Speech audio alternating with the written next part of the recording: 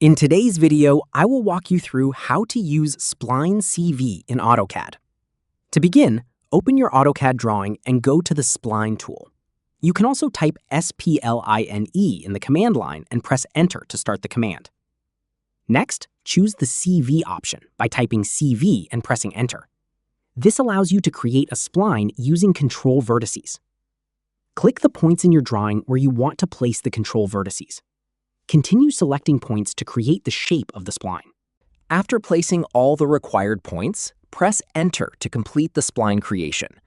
AutoCAD will create a smooth spline curve based on the control vertices you selected. You can select the spline and adjust the control vertices to modify the shape of the curve.